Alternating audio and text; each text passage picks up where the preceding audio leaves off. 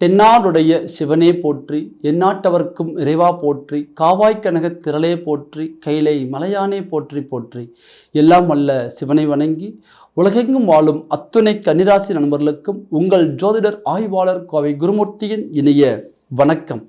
கன்னிராசி நண்பர்களே, பிறக்கின்ற 2025ஆம் ஆண்டு உங்களுடைய வாழ்க்கையில் எல்லா விதமான வளர்ச்சிகளும் முன்னேற்றங்களும் கொடுக்க எல்லாம் வல்ல இறைவனை இந்த நேரத்தில் பிரார்த்திக்கிறேன்.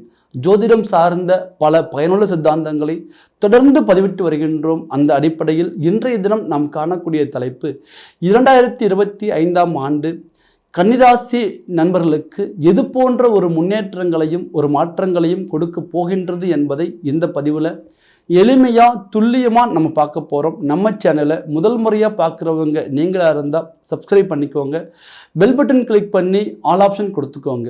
கன்னிராசி நண்பர்களே, காலச்சக்கரத்தில் 6ஆம் ராசியாக வரக்கூடியவங்க நீங்கள். புதன் பகவானின் ஆதிக்கம் பொருந்தியவர்கள். தன்னுடைய ஒரு புத்தி கூர்மையால் எல்லா காரியத்தையும் சாதிக்கணும். அதே போல் தன்னை சார்ந்தவங்களை ரொம்பவும் அக்கறையோட வழி நடத்தணும். நம்மளை நம்பினவங்களுக்கு நம்ம உண்மையாக இருக்கணும். மற்றவர்களும் நம்ம கிட்ட அந்த உண்மையை வெளிப்படுத்தணும் அப்படின்னு நினைக்கக்கூடியவங்க. நீங்களும் ஒருத்தருக்கு மனசறிஞ்சு துரோகம் பண்ண மாட்டீங்க. அடுத்தவங்க உங்களுக்கு துரோகம் செய்தாலும் அதை ஏற்றுக்கொள்ள மாட்டீங்க. அது எவ்வளவு பெரிய உறவுகளாக இருந்தாலும் கூட அந்த உறவை ஒதுக்கிறதுக்கு ஒரு நிமிஷம் கூட நீங்கள் யோசிக்க மாட்டீங்க. ஏன்னா கடந்த காலகட்டங்களில் நிறைய உறவுகள் உங்களுக்கு ஒரு போலியான உறவாக மாறினது. காரணம் என்ன கேட்டிங்கன்னா, ஜென்மத்தில் கேது பகவான். இதுவரையும் எல்லாரையும் உண்மை நம்பி நீங்கள் ட்ராவல் பண்ணியிருப்பீங்க. எல்லாரும் நம்ம மேலே அக்கறையாக இருக்கிறாங்க, அது உண்மையான அன்பு நீங்கள் நினச்சிருப்பீங்க. ஆனால் கடந்த காலகட்டங்களில் எது உண்மையான அன்பு, எது போலியான அன்பு, யாரை நம்ம நம்பணும், யாரை நம்ம நம்பக்கூடாது அப்படிங்கிறதுல தெளிவாக நீங்கள் பார்த்தீங்கன்னா கண்டுபிடிச்சிருப்பீங்க. அதனால் நிறைய ஒரு பேருடைய ஒரு பழக்க வழக்கங்கள், அந்த உறவு முறைகளில் இருந்து நீங்கள் விலகி வந்திருப்பீங்க. இப்போ தனித்து நின்று நம்ம ஏதாவது ஒன்று சாதிக்கணும், நம்ம வாழ்க்கையில் நம்ம ஒரு நிலையான இடத்துக்கு வரணும். பணம் தான் இந்த உலகத்தில் எல்லாமே நிர்ணயம் பண்ணுது. உறவுகள் எல்லாமே நமக்கு ஒரு இக்கட்டான சூழ்நிலை வரும்பொழுது நம்மளை ஒதுக்க தான் இருக்காங்களே தவிர உதவிக்காரம் நீட்ட இல்லை. அப்போ தன்னுடைய தரத்தை உயர்த்தி கொள்ளாமல் இங்கே எதுவுமே மாறாது அப்படிங்கக்கூடிய உண்மையான புரிதலை உணர்ந்த வருடம் 2024. கடந்த காலகட்டத்தில் பாருங்கள், நிறைய முயற்சிகள் நீங்கள் எடுத்திருப்பீங்க. ஆனால் எல்லா விதமான முயற்சிகள் எடுத்திருந்தாலும் கூட ஏதோ ஒரு வகையில் நமக்கு அந்த முயற்சிகள் எல்லாமே டிராபேக். குறிப்பாக சொல்லணும் அப்படின்னா தொழில் ரீதியான சரிவுகள். நிறைய பேருக்கு பார்த்தீங்கன்னா அழகாக வருமானம் வர மாதிரி தெரிஞ்சது, தொழில் நல்லா நடக்கிற மாதிரி தெரிஞ்சது. ஆனால் இங்கே சேவிங்ஸ்ன்னு பார்த்தா ஒன்றுமே இல்லை. சம்பாதிக்கிறது மட்டும்தான் கண்ணுக்கு தெரியுதே தவிர மிச்சம் அப்படிங்கிறது இங்கே ஒன்றுமே இல்லை. மிகப்பெரிய லெவலில் 1 லட்ச ரூபாயில் ஆரம்பித்து கோடிக்கணக்கில் பிஸ்னஸ் செய்தவர்களுக்கும் இதே தான் நிலைமை. ஸோ இப்போ நம்ம என்ன பொசிஷனில் இருக்குங்கிறத விட எந்த அளவுக்கு நம்ம பார்த்தீங்கன்னா வளர்ச்சி அடைஞ்சிருக்கிறோம், நம்மளுடைய திறமைக்கு தகுந்த வளர்ச்சி நமக்கு கிடைச்சதான்னு பார்த்தீங்கன்னா 100% நிறைய கன்னிராசி நண்பர்களுக்கு இல்லை. ஸோ எல்லாமே வரவு ஒரு பக்கம், செலவு 2 பங்காக போயிட்டுருக்கு. 1 மடங்கு வரவு அப்படின்னா 2 மடங்கு செலவு. ஸோ எந்த இடத்துலையுமே நம்ம பொருளாதாரத்தை இங்கே சரி பண்ண முடியல, தொழில் முறையையும் இங்கே சரி பண்ண முடியல. அடுத்தடுத்து பலவிதமான ஒரு சரிவுகளை சந்தித்து ஸோ வாழ்க்கையில் இனி நம்ம ஜெயிப்போமா ஜெயிக்க மாட்டோமா அப்படிங்கக்கூடிய ஒரு சில மிகப்பெரிய கேள்விக்குறியோடு ட்ராவல் ஆகிட்டு இருக்கிறீங்க. கண்டிப்பாக இந்த ஒரு காலகட்டத்தில் உங்களுக்கு பிறக்கக்கூடிய இந்த 2025ஆம் ஆண்டு மிகப்பெரிய ஒரு மாற்றத்தையும் மிகப்பெரிய ஒரு வெற்றி வாய்ப்புகளையும் உங்களுடைய முயற்சிக்கு தகுந்த ஒரு சில சாதனையையும் கொடுக்கக்கூடிய ஒரு அற்புதமான ஒரு காலகட்டமாக அமையும். காரணம் என்ன கேட்டிங்கன்னா, 4 கிரகங்கள் வருடத்தினுடைய பலனை நிர்ணயம் பண்ணக்கூடிய கிரகங்கள். குரு பகவான், சனி பகவான் மற்றும் ராகு பகவான், கேது பகவான். இந்த கடந்த காலகட்டங்களில் நீங்கள் சந்தித்த ஒவ்வொரு பிரச்சனைக்கு அடிப்படையான காரணம் சொல்லணும் அப்படின்னா 6ஆம் பாவகத்தில் 6ஆம் பாவகாதிபதி சனி நின்று சத்ரு சனியாக நின்று வக்ர நிலையில் இருந்தார். அதே போல தன்னுடைய ராசிக்கு 9ஆம் பாவகம் என்று சொல்லக்கூடிய பாக்கியஸ்தானத்தில் குரு பகவான் அமர்ந்து பகை பொருந்தி அவரும் வக்ர நிலையில் இருந்தார். அதை தாண்டி ஜென்மத்தில் கேது பகவான், 7ஆம் பாவகத்தில் ராகு பகவான். ஜென்மத்தில் கேது பகவான் இருக்கும் பொழுது மன நிம்மதி இருக்காது, மன உளைச்சல்கள் கொடுக்கும். எவ்வளவு முயற்சிகள் செய்தாலும் அந்த முயற்சிகளுக்குரிய ஒரு வெற்றி வாய்ப்புகள் கிடைக்காது. ஸோ 7ஆம் பாவகத்தில் ராகு பகவானுடைய அமர்வு குடும்ப ரீதியாக நிம்மதி இருக்காது. குடும்ப ரீதியாக மிகப்பெரிய ஒரு மன உளைச்சல், கணவன் மனைவி பிரச்சனை, ஸோ கருத்து வேறுபாடு, 3ஆம் நபர்களுடைய குறுக்கீடு குடும்பத்துக்குள்ள வந்து அதனால நல்லா இருந்த ஒரு குடும்பம் சில பேருக்கு வந்து பார்த்தீங்கன்னா பிரச்சனையில மாறி வழக்குகள் இப்போ டைவர்ஸ் வரையும் போகக்கூடிய சூழ்நிலைகள்லாம் உருவாக்கி, பெற்ற குழந்தைகளே தன்னை புரிஞ்சுக்கல, ஒரு குழந்தைகளுக்கும் ஒரு பெற்றோர்களுக்கும் கூட ஒரு நல்ல ஒரு இணக்கம் இல்லைங்கிற ஒரு நிலையை கொடுத்து, ஸோ அதை தாண்டி வந்து எதிரிகளாலும் தேவையில்லாத சங்கடங்கள், உங்களை நேரடியாக யாராலையும் ஒன்றும் பண்ண முடியாது. ஆனால் மறைமுகமான சதி, 6ஆம் பாவகத்தில் சத்ரு சனி மறைமுகமா பின்னால் இருந்து சூழ்ச்சி பண்ணி இந்த வாழ்க்கையே வேண்டாம், இந்த தொழிலே வேண்டாம், இந்த குடும்பமே வேண்டாம் அப்படின்னு மனசு வெறுத்து போற அளவுக்கு ஒரு சில சூழ்நிலைகளை கொடுத்து, பிளஸ் குரு பகவானும் 9ஆம் பாவகத்தில் அமர்ந்து வக்ரகதியா இருந்ததுனால 90% நம்மளுடைய முயற்சிகள் எல்லாமே வந்து பார்த்தீங்கன்னா பலகீனம் அடைஞ்சு, பூர்வ புண்ணியத்து ரீதியாகவும் நமக்கு ஒரு சொத்துக்கள் வர வேண்டியது, இல்லை நல்லது வர வேண்டியது, இல்லை ஒரு பெற்றோர்களால அல்லது பெற்றோர்களுடைய கூட பிறந்தவர்களால, தகப்பன் ஸ்தானம் தான் 9ஆம் பாவகம், தந்தை ஸ்தானம். ஸோ அவர்களாலையும் அல்லது அவர்களுடைய உறவுகளாலேயுமே மிகப்பெரிய ஒரு மன உளைச்சலுக்கு உள்ளாகி, ஸோ இன்னைக்கு ஒரு வாழ்க்கையில எங்களை மாதிரி இன்னைக்கு வாழ்ந்தவங்களும் இல்லை, இன்னைக்கு எங்களை மாதிரி கஷ்டப்படுறவங்களும் இல்லை, அப்படிங்கக்கூடிய நிலைக்கு தள்ளப்பட்டவங்க தான் கன்னிராசி நண்பர்கள். ஆனால் இவ்வளவு போராட்டத்திலையும் கூட மன தைரியத்தையும் தன் நம்பிக்கையையும் விடாம, எனக்கு ஒரு சின்ன வாய்ப்பு கிடைச்சா நான் சாதிச்சிருவேன், என்னால் ஜெயிச்சு மேலே வர முடியும் அப்படிங்கக்கூடிய ஒரு முழு முயற்சியா நீங்க போராடிட்டு இருக்கிறீங்க. ஸோ இந்த போராட்டத்துக்கு காலம் பதில் சொல்லுமா? கண்டிப்பாக. ஒரு ஆண்டு நமக்கு சரிவாக இருந்தாலும் ஒரு ஆண்டு நமக்கு வளர்ச்சியை கொடுக்கும். எல்லாருக்கும் சரியக்கூடிய வாழ்க்கை சரிந்தே போகாது. வெற்றியில் இருப்பவர்கள் எல்லாமே வெற்றியாகவே இருந்திடவும் முடியாது. ஸோ வெற்றியும் தோல்வியும் வீரனுக்கு அழகு என்ற சொல்லு வந்து பார்த்தீங்கன்னா பெருசாக மதிக்கக்கூடியவங்க தான் கன்னிராசி நண்பர்கள். இந்த நாள் எனக்கு சரியில்லைனாலும் என்னால் சாதிக்கக்கூடிய ஒரு காலம் வரும், கண்டிப்பாக நான் சாதிச்சு காமிப்பேன். அந்த ஒரு மன தைரியம் வந்து கன்னிராசியில் பிறந்த ஆண்களுக்கும் உண்டு, பெண்களுக்கும் உண்டு. இதுல பெண்களுடைய மன உளைச்சல் கடந்த காலகட்டங்களில் பெரிய லெவல்ல இருந்தது. குடும்ப ரீதியாகவும் மன உளைச்சல், அல்லது உத்தியோக போகக்கூடிய பெண்களுக்கு உத்தியோக ரீதியாகவும் மன உளைச்சல். ஸோ நம்ம யாரெல்லாம் முக்கியம் நினைச்சோமோ அவங்களாம் நம்மளை விட்டுட்டு பிரியக்கூடிய ஒரு சூழல்கள் கொடுத்தது. உண்மையான உறவுகள் எல்லாமே போலியான உறவுகளாக மாறினது. ஸோ நமக்கு எல்லாமே தெளிவாக ஒரு படம் போட்டு காமிச்ச மாதிரி தான் கடந்த 2024 ஒரு படிப்பினையை கொடுத்தது. ஸோ நீங்கள் எடுத்த முயற்சிக்கும் உங்களுடைய உழைப்புக்கும் இந்த 2024 சரியான ஒரு வளர்ச்சிகள் கிடைச்சிருந்தா இன்னைக்கு நீங்கள் ஒரு நல்ல பொசிஷனில் இருந்திருக்கலாம். ஆனால் நீங்கள் உழைச்ச உழைப்பு, அந்த கிரவுண்ட் ஒர்க் அப்படின்னு சொல்லக்கூடிய அந்த உழைப்பு வீணாகாது. அந்த 2024ஆம் ஆண்டில் உழைத்த உழைப்புக்கான வெற்றி இந்த 2025ஆம் ஆண்டு உங்களுக்கு கொடுக்க போகின்றது. இதில் ஃபர்ஸ்ட் ஆஃப் ஆல் நமக்கு இருக்கக்கூடிய அந்த 6ஆம் பாவகம் என்று சொல்லக்கூடிய சத்ரு சனி 7ஆம் பாவகத்திற்கு இடம் பெயர்கிறார். இது ஒரு அற்புதமான ஒரு அமைப்பு. 6ஆம் பாவகாதிபதி 7ஆம் பாவகத்தில் ராகு பகவானுடன் இணைகிறார், சனி பிளஸ் ராகு. ஸோ இந்த நேரத்தில் வந்து பார்த்தீங்கன்னா நமக்கு ஒரு தொழில் ரீதியான ஒரு மிகப்பெரிய ஒரு வளர்ச்சியையும் ஒரு மாற்றத்தையும் கொடுக்கக்கூடிய ஒரு காலகட்டமாக இருக்கும். அதே போல குரு பகவானது பார்வை இவ்வளவு போராட்டத்துக்கும் நமக்கு நம்முடைய ராசிக்கு குரு பகவானுடைய பார்வை இருந்து அந்த போராட்டங்களை சரி பண்ணாங்க. ஆனாலும் கூட கடைசி நிமிஷத்தில் மிகப்பெரிய மன உளைச்சலுக்கு ஆளாகக்கூடிய தருணம் வந்தது என்னன்னு கேட்டீங்கன்னா, குரு பகவான் வக்ரகதிக்கு மாறினார். ஸோ அப்போ அந்த குருவுடைய பார்வைக்கு ஒரு மிகப்பெரிய ஒரு பலம் சேர்க்க முடியாத ஒரு சூழ்நிலை இருந்தது. ஜனவரி மாதத்தில் குரு பகவான் வக்ர நிவர்த்தி அடைகிறார். வக்ர நிவர்த்தி அடையக்கூடிய குரு பகவான் நமக்கு மே மாதம் 14ஆம் தேதி வரை ரிஷபமனை என்று சொல்லக்கூடிய நம்முடைய ராசிக்கு 10ஆம் பாவகத்தில் 9ஆம் பாவகத்தில் அமர்ந்து அவருடைய நேரடி பார்வையாக நம்முடைய ராசிக்கு பார்க்கின்றார். அப்போ ஒரு அற்புதமான ஒரு தைரியத்தையும் ஒரு மன வலிமையையும் கொடுக்கக்கூடிய ஒரு அருமையான காலகட்டமாக இந்த குரு பகவானது பார்வை இருக்க போகின்றது.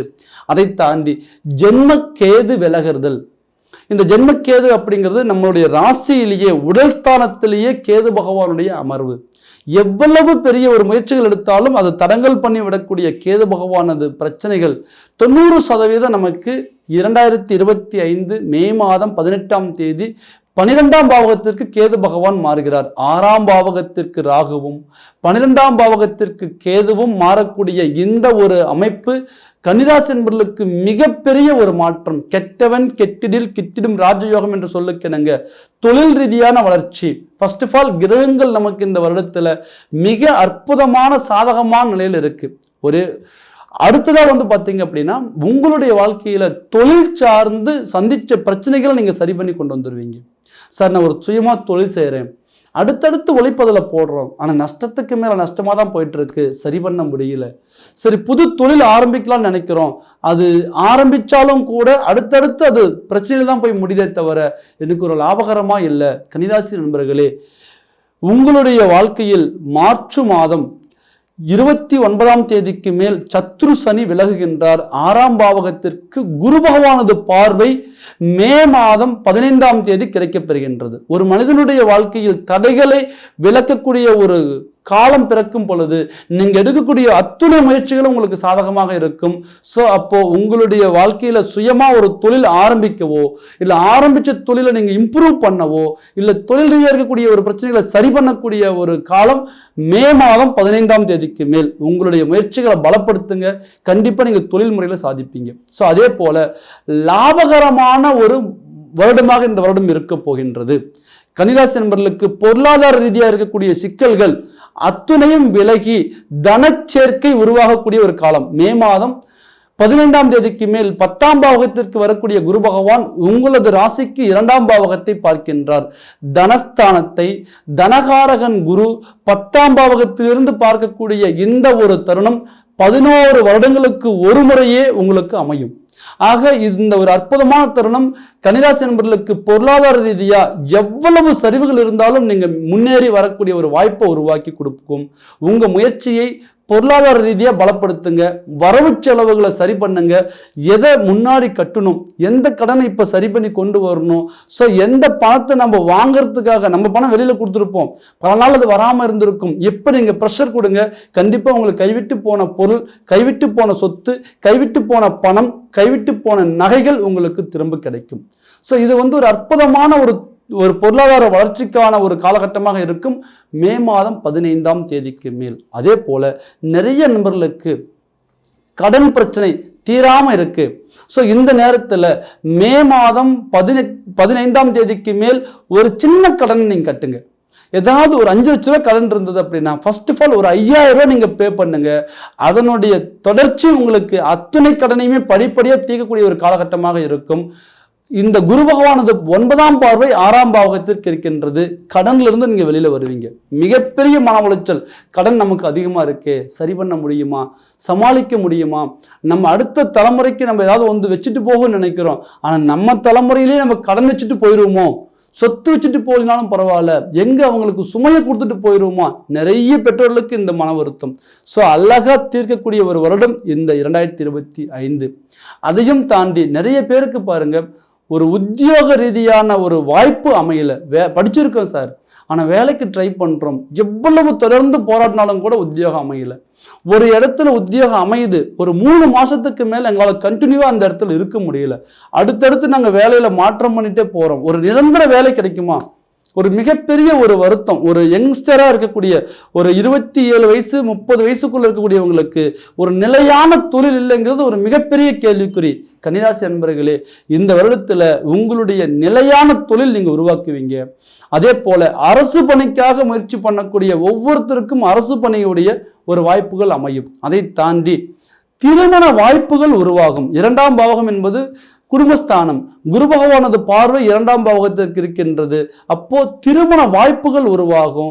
இதுவரையும் உங்களுக்கு தொடர் தோல்வியில் இருந்தாலும் கூட திருமண முயற்சிகளை நீங்க பலப்படுத்துங்க. இந்த நேரத்தில் திருமண வாய்ப்புகள் அமையும். அதையும் தாண்டி நிறைய பேருக்கு வீடு இருக்குங்க, ஆனா எங்களால் அந்த வீட்டில் இருக்க முடியல, அதே நேரத்தில் வீடு கட்டிட்டு இருக்கிறோம், ஆனால் அந்த வீட்டில் நாங்கள் நிம்மதியாக அந்த வீடை ஃபுல்லாக கட்ட முடியல, எங்களுக்கு ஒரு இடம் வாங்கணும்னு ஆசை, எங்களால் அந்த இடத்த வாங்க முடியல, இல்லை ஒரு வீடு வித்தரலான்னு நினைக்கிறோம், இருக்கிற பிரச்சனைக்கு அதை விற்றாது சரி பண்ணலாம்னு நினைக்கிறோம், ஆனால் அதை விற்க முடியல. ஸோ அதே நேரத்தில் ஒரு வீட்டு மேலே லோன் கேட்டிருக்கோம், ஆனால் எங்களுக்கு அந்த லோன் கரெக்டாக ப்ராசஸ் ஆகலை. ஸோ மனை சார்ந்த விஷயங்கள் எதுவாக இருந்தாலும் இந்த தருணத்தில் ஒரு அற்புதமான முறையில் அதுக்கான ஒரு வழிகள் பிறக்கக்கூடிய ஒரு வாய்ப்பாக உண்டு. நிறைய நண்பர்களுக்கு பூமி சேர்க்கை அமையும். அதே நேரத்தில் கட்டி பாதியில் நிற்கக்கூடிய வீடுகள் மறுபடியும் ஃபுல்ஃபில்லாக கட்டி முடிப்பீங்க. சொந்த வீடை விட்டுட்டு வெளியில் போயிட்டு அப்படி நினைக்கக்கூடியவங்க மீண்டும் சொந்த வீட்டில் உட்காருவீங்க. ஸோ அதே நேரத்தில் அந்த வீட்டு மேலே பெரிய கடன் சுமை போயிட்டு இருக்கு, அதை தீர்வு பண்ணுவோமா? கண்டிப்பாக இந்த வருடத்தில் தீர்வு பண்ணுவீங்க. ஸோ உங்களுக்கு பூமி சார்ந்த ஒரு வாய்ப்புகள் உண்டு. அதை தாண்டி வெளிநாடு போகக்கூடிய வாய்ப்புகள் நிறைய பேருக்கு அது ஒரு கேள்விக்குறி. சரி, வெளிநாடு போக முடியல, தடங்கள் ஆகுது, எவ்வளவோ முயற்சி பண்ணுறோம், கடைசி நிமிஷத்தில் தோல்வி ஆகுது. கண்டிப்பாக இந்த நேரத்தில் வெளிநாடு முயற்சிகள் உருவாக்குங்க. சனி பிளஸ் ராகு இணைகிறாங்க. மே மாதம் 18ஆம் தேதிக்குள்ள கம்பல்சரி உங்களுக்கு ஒரு அப்ராடு வாய்ப்பு உண்டு. அதை முறையாக நீங்கள் பயன்படுத்துங்க. அதே நேரத்தில் உங்களுடைய வாழ்க்கையில் உடல் ரீதியாக பாதிப்பு, மன ரீதியாக பாதிப்பு இருந்தால் கூட சரி பண்ணிக்கலாம். ஆனால் உடல் ரீதியாக பாதிப்பு இருந்தால் கண்டிப்பாக சரி பண்ணுறது கஷ்டம். எவ்வளவோ நீங்கள் மருந்து மாத்திரைகள் எடுத்துக்கிறீங்க, ஆனால் இன்னும் சரியாகலை. அடுத்தடுத்து இந்த டாக்டரை பார்த்தா சரியாயிரும், அடுத்த டாக்டரை பார்த்தா சரியாயிரும், நம்மளும் ட்ரை பண்ணிட்டே இருக்கிறோம், ஆனால் இதுவரை சரியாகலை. கண்டிப்பாக இந்த தருணத்தில் 6ஆம் பாவகம் என்பது நோய் உருவாகக்கூடிய ஒரு இடம். குரு பகவான் என்பது அதை நிவர்த்தி பண்ணக்கூடியவர். ஆக இந்த குரு பகவானது பார்வை மே மாதம் 15ஆம் தேதிக்கு மேல் 6ஆம் பாவகத்திற்கு இருக்கு. நோய் நொடிகள் தீரும். ஸோ வழக்குகள் இருந்து வெளியில் வருவீங்க. மிகப்பெரிய ஒரு சுமை வழக்கு, அடுத்தவங்க நம்ம மேலே போட்ட கேஸு, சொத்துக்காக போட்ட வழக்கு, அல்லது பொருளாதார ரீதியாக போட்ட வழக்குகள், அல்லது குடும்ப ரீதியாக போட்ட வழக்குகள், இந்த மாதிரி எனி வழக்கு எந்த ஒரு பிரச்சனையாக இருந்தாலும் சரி, கேஸ் சார்ந்த ஒரு விஷயங்கள் கண்டிப்பாக உங்களுக்கு ஒரு தீர்வுக்கு வரும். ஆக கன்னிராசி அன்பர்களே, வாழ்ந்த வாழ்க்கையில் இதுவரையும் வாழ்ந்த வாழ்க்கை நமக்கு எப்படி இருந்தாலும் இனி வாழக்கூடிய ஒரு வாழ்க்கை நமக்கு சரியான முறையில் இருக்குன்னு நினைக்கக்கூடியவங்க நீங்கள் கண்டிப்பாக உங்களுடைய வாழ்க்கையில் மிக அற்புதமான முறையில் ஒரு வளர்ச்சிகளை கொண்டு வரக்கூடிய ஒரு வருடம் இந்த 2025. ஸோ இந்த நேரத்தில் நீங்கள் பார்த்துக்க வேண்டியது, உங்களுடைய ஜாதக ரீதியாக திசா புத்திகள் நமக்கு சாதகமாக இருக்கின்றதா? ஏன்னா நம்ம கோச்சாரப்படி எவ்வளவு கிரகங்கள் நமக்கு வலிமையை கொடுத்தாலும் கூட திசா புத்திகள் நமக்கு சாதகமாக இல்லை என்றால் இந்த பலன்களில் நிறைய மாறுபாடுகள் உண்டு. ஸோ இந்த நேரத்தில் நமக்கு பாருங்க, தொழிலில் இருக்கிற பிரச்சனை சரி பண்ணக்கூடிய வருடம், குடும்ப ரீதியாக இருக்கக்கூடிய பிரச்சனைகள் சரி பண்ணக்கூடிய வருடம், திருமணம் அமையக்கூடிய ஒரு வருடம், குழந்தைகளுக்கான வளர்ச்சிகள் பண்ணக்கூடிய ஒரு வருடம். ஸோ அதே மாதிரி பொருளாதார ரீதியாகவும் வழக்குகள் ரீதியாகவும் உடல் ஆரோக்கிய ரீதியாகவும் மேன்மை அடையக்கூடிய ஒரு வருடமாக அமைகின்றது. இந்த ஒரு அற்புத காலகட்டத்தில் திசா புத்திகள் மட்டும் சாதகமாக இல்லை என்றால் இதுல நிறைய விஷயங்கள் நமக்கு கிடைக்காம போறதுக்கான வாய்ப்புகள் உண்டு. ஆக உங்களுடைய ஜாதக ரீதியா திசா புத்திகள் நமக்கு சாதகமா இருக்கான்னு பாருங்க. அப்படி பார்க்கணும்னு நினைக்கக்கூடியவங்க கீழே இருக்கிற ஒரு மொபைல் நம்பருக்கு ஃபோன் பண்ணுங்க, உங்களுடைய முன்பதிவை பதிவு பண்ணுங்க, உங்களுடைய ஜாதகத்தை வாட்ஸ்அப் மூலம் அனுப்புங்க. உங்களுக்கான பலன்களை துல்லியமாக தெரிந்து எதை எந்த நேரத்தில் செய்யணும், ஸோ எப்போ எதை ஆரம்பிக்கணும், எது ஆரம்பித்தா நமக்கு தடையில்லாமல் முடியும், திசாபுத்தியே சாதகமாக இல்லைன்னா கூட சாதகமாக உருவாக்கக்கூடிய ஒரு காலமைப்பு எப்படி அப்படிங்கிறது தெளிவாக தெரிஞ்சு உங்கள் வாழ்க்கையை அடுத்த நிலைக்கு கொண்டு போங்க. என்னுடைய மனமார்ந்த வாழ்த்துக்கள். மீண்டும் ஒரு அடுத்த பதிவில் உங்களை சந்திக்கும் வரை உங்களிடமிருந்து விடைபெறுவது உங்கள் ஜோதிடர் ஆய்வாளர் கோவை குருமூர்த்தி. நன்றி, வணக்கம்.